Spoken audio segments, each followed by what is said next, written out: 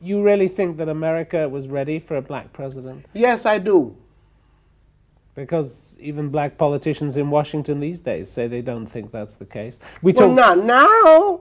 Jesse Jackson was no match for him. There's not been a man since then. And his dream came true with Nelson Mandela, because Nelson got it done in South Africa. So the same thing that was done in South Africa could have been done in the United States. Yes, I distinctly believe that. I need a cigarette. You're making me hot. Can I have a light, please? Go ahead. How did you feel when he died? Oh, God, man, I was devastated. I wrote a song in his honor the next day called "The King of Love is Dead." How much did that devastate you? I mean, what did it do to you? I think I must have cried for 2 weeks. And it killed my inspiration for the civil rights movement. I'm ready. In the United States, and I moved away. You were also scared, weren't you? Because of all the killing that was going on, because yes, I was Jack scared. Kennedy was killed, Robert Kennedy was killed. Did you think they were coming after you? Not only that, the FBI was after me. They had a file on you, didn't they? In Washington. You never saw it, did you? No, we were told about it, and it's in my book. I wrote a book called "I Put a Spell on You," and in there, and I did a film called Nina Simone La Legend, and it's in there that the FBI has a file on me, and they went to Curtis Institute of Music, where I was rejected for a scholarship, and asked Vladimir Sokolov if I had ever been mixed up in the rebellion. And he said they never found anything, but they actually went to Curtis Institute and inquired about me. Dr. Simone, you were born in North Carolina. Yes, I was. In North Carolina. Very poor, your family. Very poor. Yes, very poor. Was there not a lot of love? A lot of love, but not much to eat? At times. My mother had a saying. She said, well, we don't know what we're going to get dinner tonight, but I'll pray and it'll come. And sure enough, she prayed and it came. She's been a minister for 57 years. She's now 97 years old. And you first sang in her church, didn't you? What was that like? Oh, it was... Hello, ladies and gentlemen.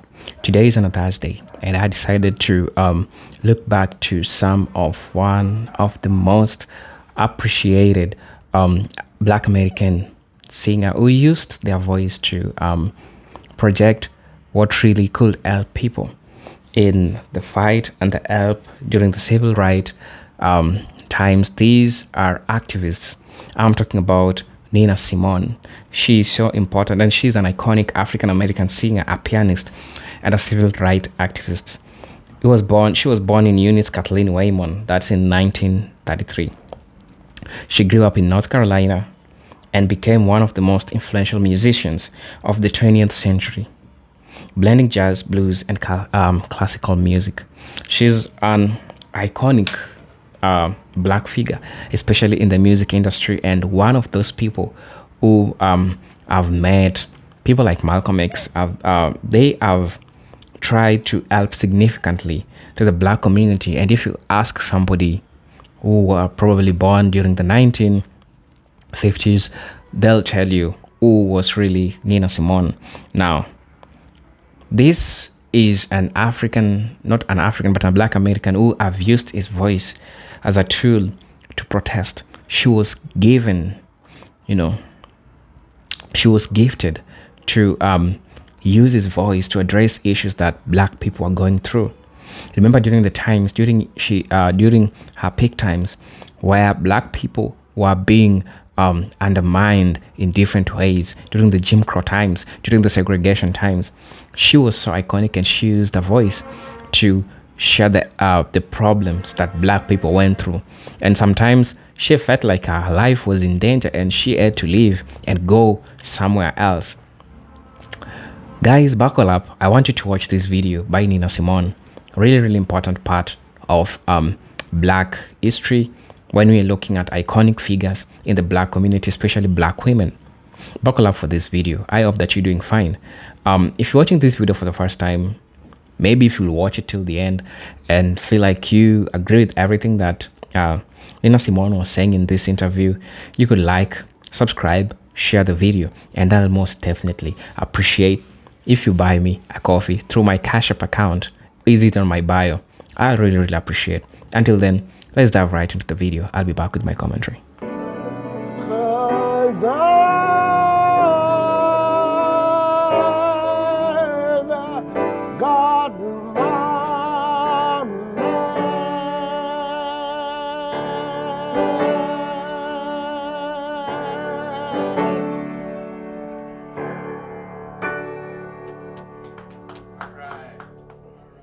Nina Simone, Dr. Simone, a very warm welcome to the program. Thank you, Tim Sebastian. You have the same name as Bach, my first love.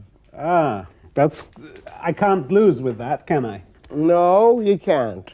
You can't, but I can. Tell me about music as a political weapon, which you've used it as. Oh, alive. now, that's a hard one.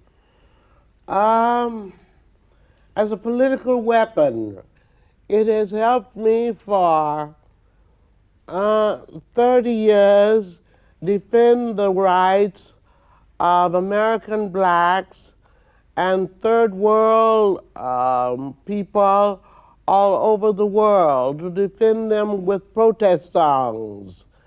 And it helps to change the world. When you get up on the stage and you sing, what's in your mind? Just the singing? To move the audience, to make them conscious of what has been done to my people around the world. So you sing from anger? No, I sing from intelligence. I sing from letting them know that I know who they are and what they have done to my people around the world. That's not anger. Anger has its place.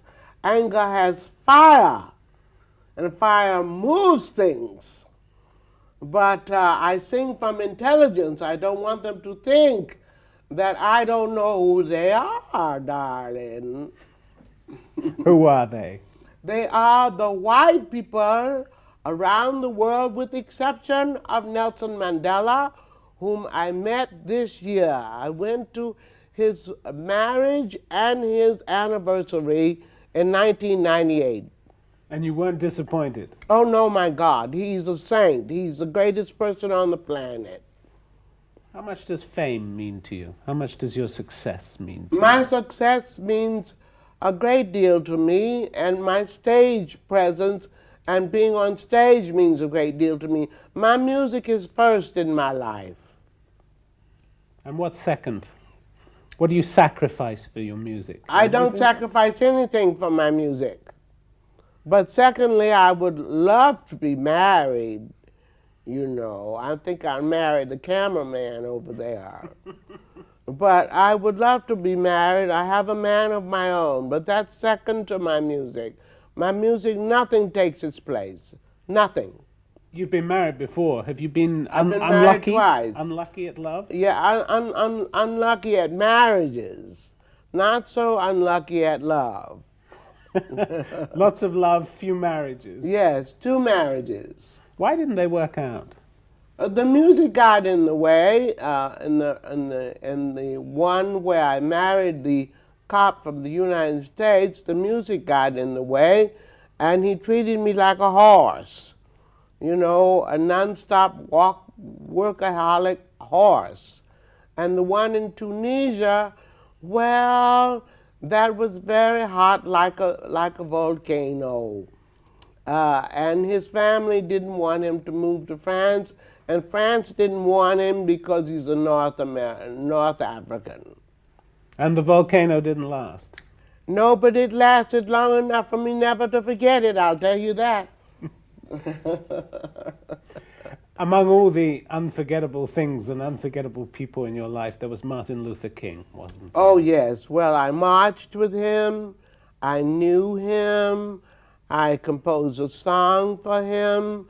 I knew his wife, all his children, and I was in the Selma March with him and the march on Alabama at Miles College in Alabama and the march on Washington. I was right beside his side.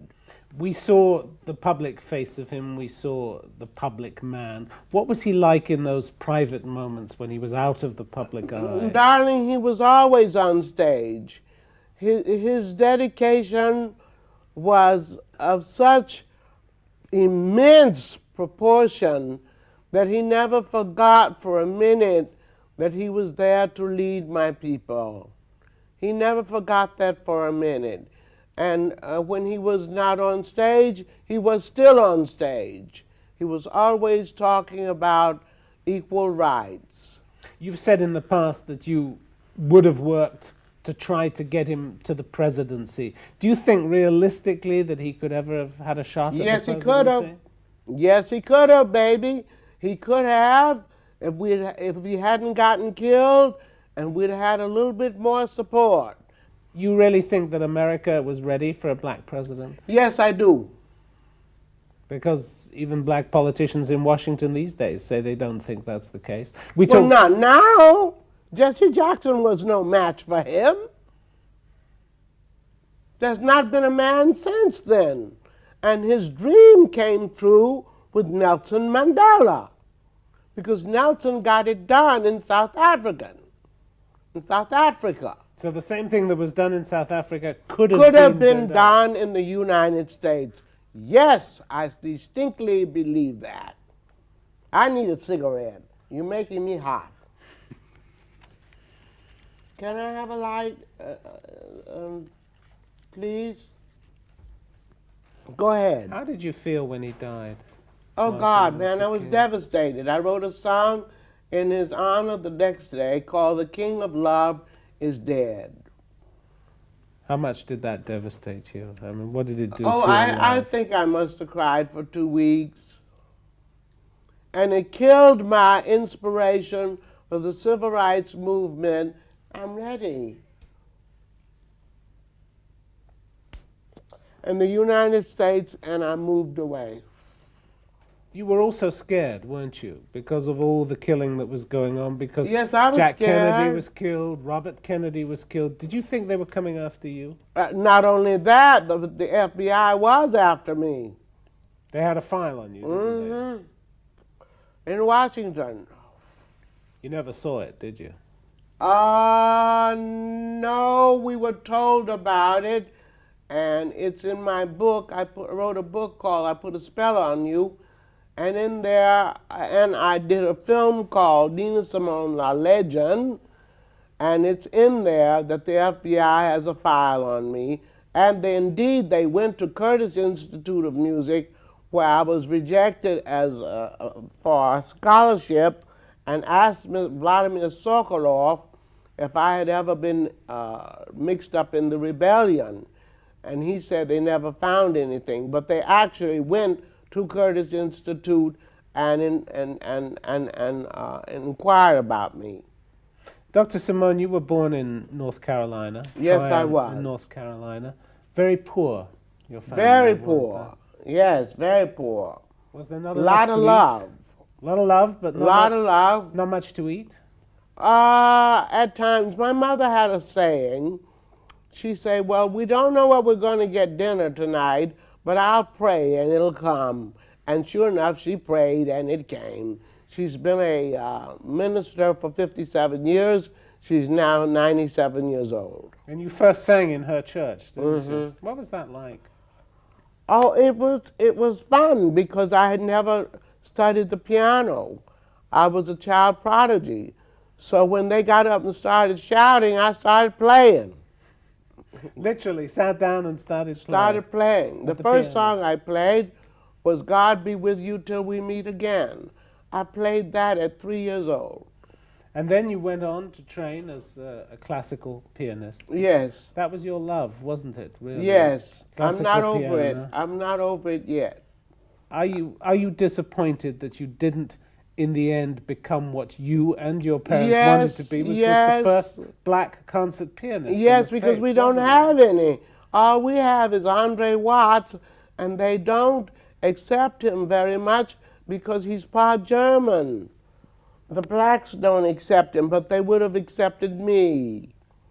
At the age of 12, you were playing in a library, weren't you? In a music library. Yeah, it was my first recital. And something happened. Somebody said something to your parents, didn't Yeah, they? What they did put them say? in the back of the room to watch me, and I got up bravely. I was only 12, and I said, if my parents don't sit in the front seat, I don't play.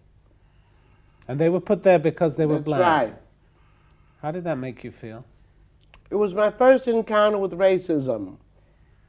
My favorite record that I listen to now is Marian Anderson, who is the world's first black contralto.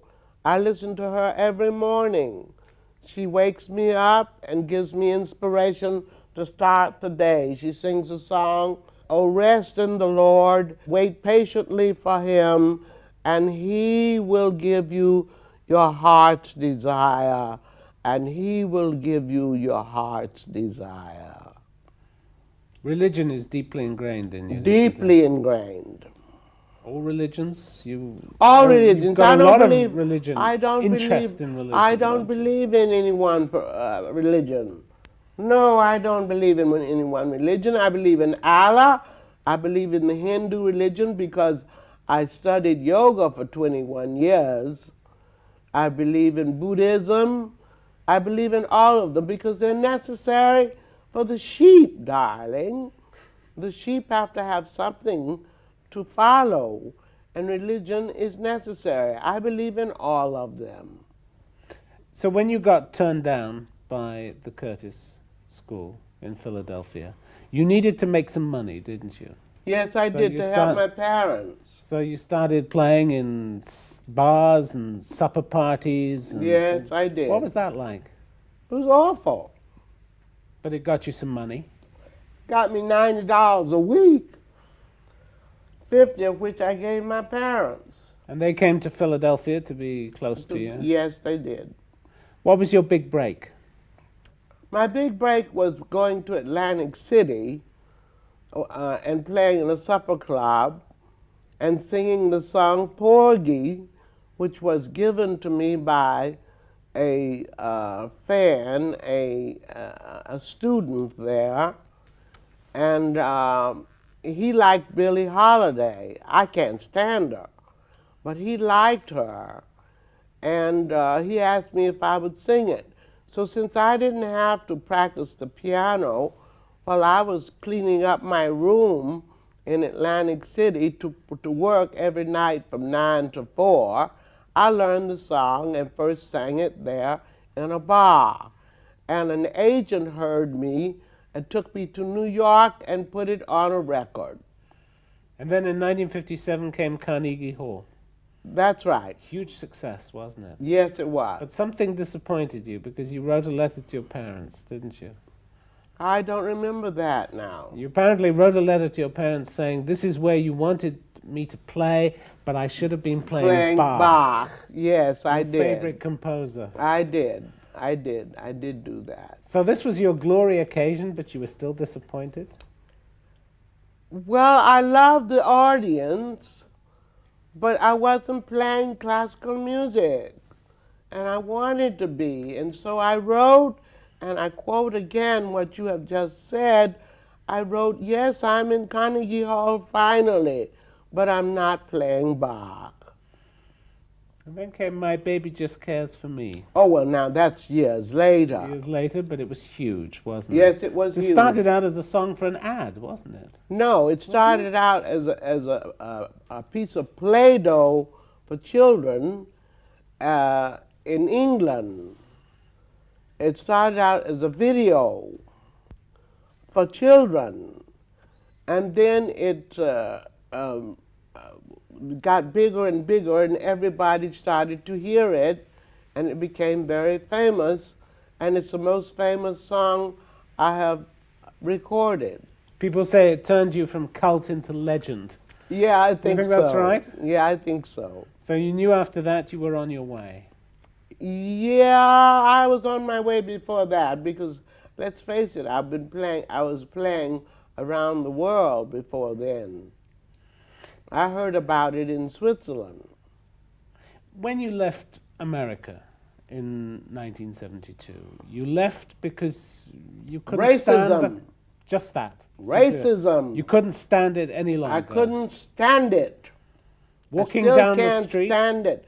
Crossing the street. You get racism crossing the street. You get it in it's in the very fabric of American society. You can't stand to go to America. No, I can't. I went this year for the first time, right? 2 times, and I worked at Newark's new stadium and Seattle. And they were so happy and surprised to see me because they hadn't seen me in how many years, Clifton? 7.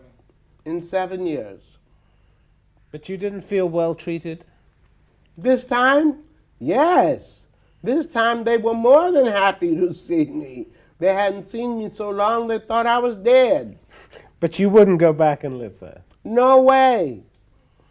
And you keep telling them that. No way am I going to ever go back there and live. And I'm not the only one. Josephine Baker went back twice. And after her second time, she never went back. So you traveled to Liberia, didn't you? Oh, yes. And that was apparently the happiest time in your life. It was. Why?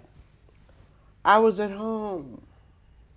And you remember that Liberia had a liaison with America. So it was known as a place for blacks whom they could not contain. And they were all rich. I lived on the beach. I had house servants. And the president's daughter gave me a house on the beach. I stayed on the beach every damn day.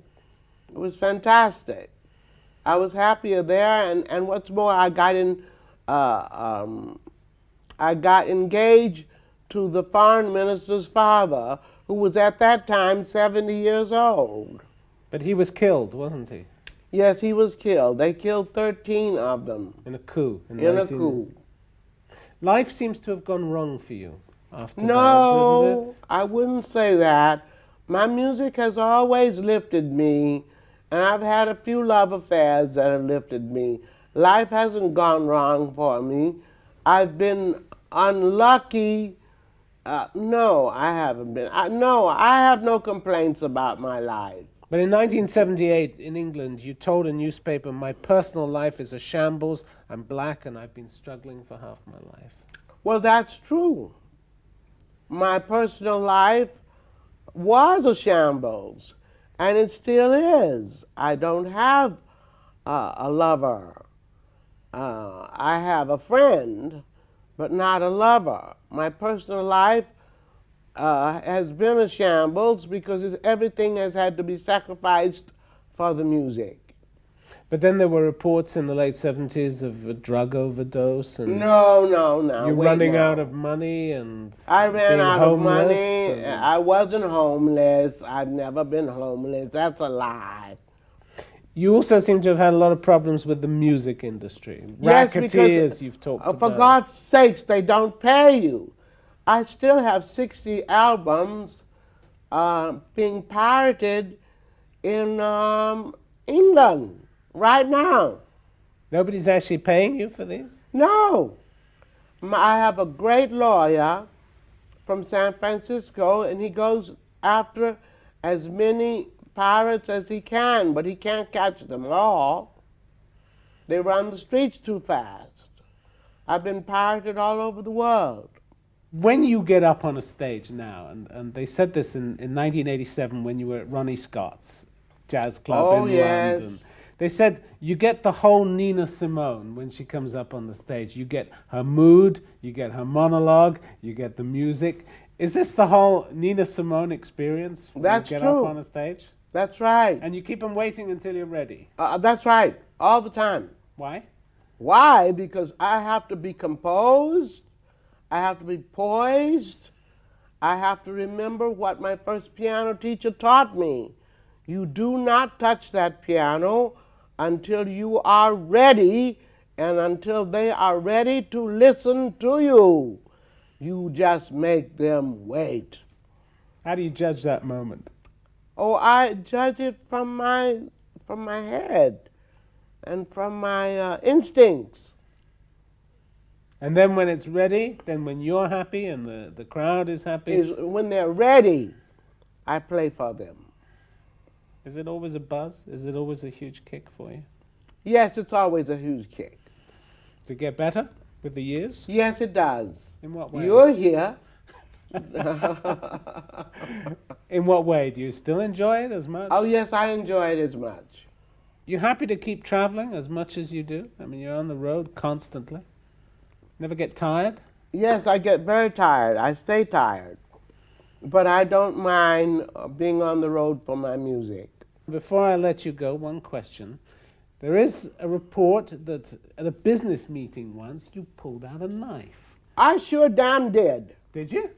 Yes, I did. Why? Because, oh dear. Because there was a record company. You were about to say something you I shouldn't. can't say. I was a record company that stole my albums and didn't pay me, and they came to Switzerland, and I said, "Where's my money?" And they said, "We're not going to give you any money." I said, "Oh, yes, you are." And I got a gun. It was a gun. It wasn't a knife. And I followed him to a restaurant, and I tried to kill him. I missed him, and I went back to America. You actually pulled the trigger? Oh, excuse me. Yes, I did. And felt better for it. Oh, yes.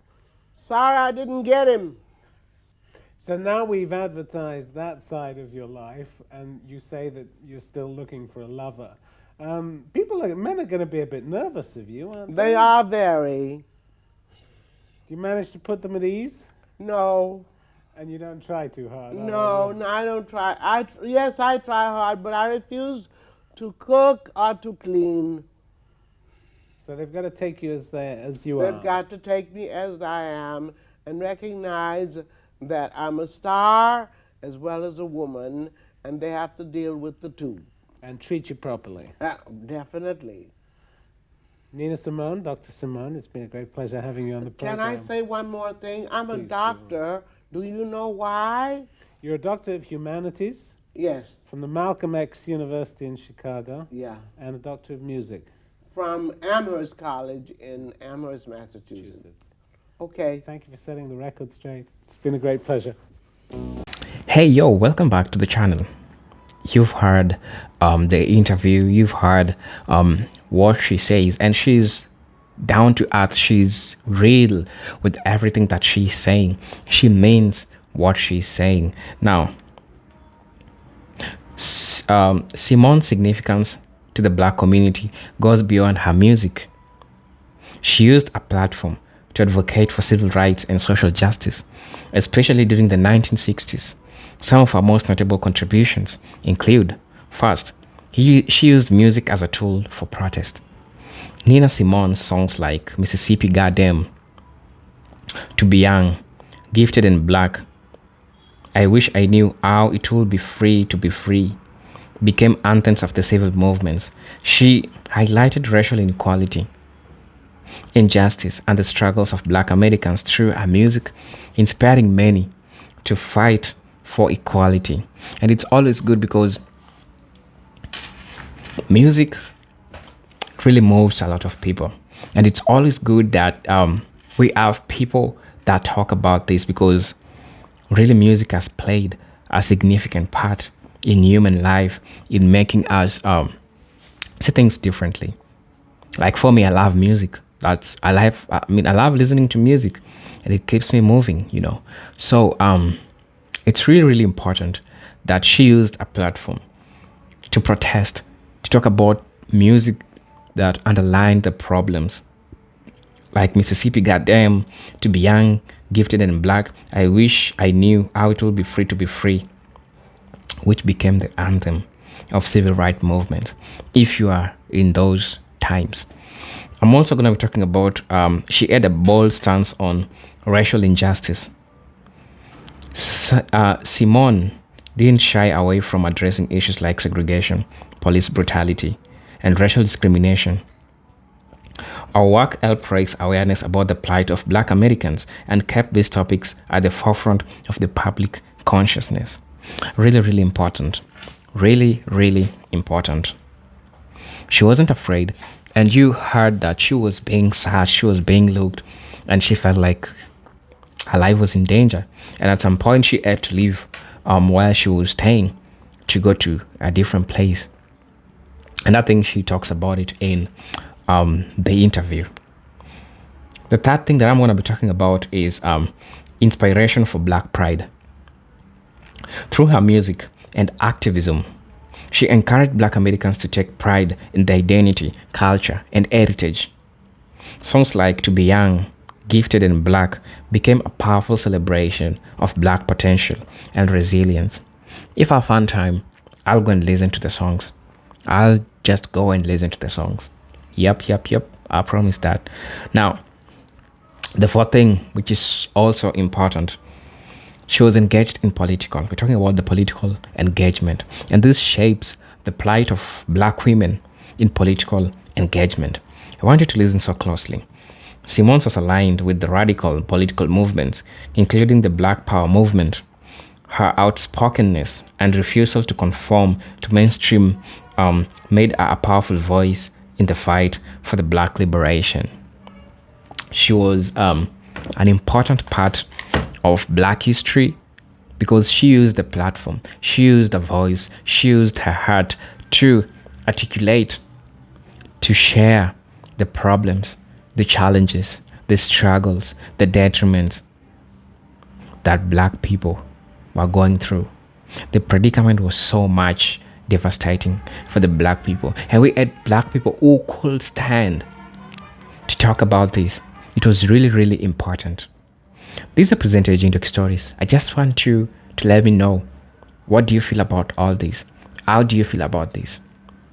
Let's see each other on my next video. Until then, peace, love, and harmony. Salute.